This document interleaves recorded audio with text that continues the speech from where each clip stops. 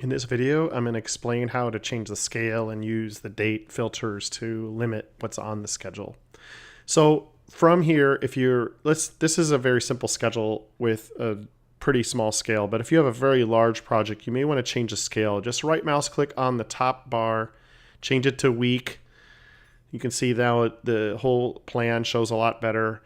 I'm changing it back to day, but on a very large project with long tasks, you might go to month. Quarter or year would be very extreme, but this is how you change the scale.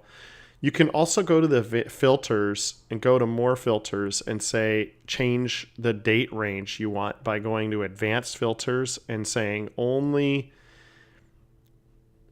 tasks that occur in the current month, or you can use specific days that you want to have the Gantt chart display tasks that occur in that range.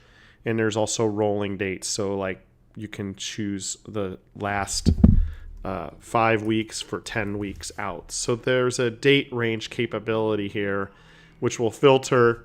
I think mine has, I actually have everything in my scale within that month. So they're all showing, but you can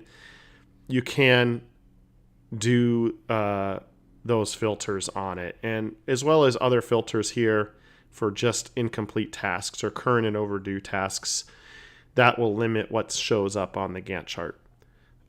So that's how you can change the scale.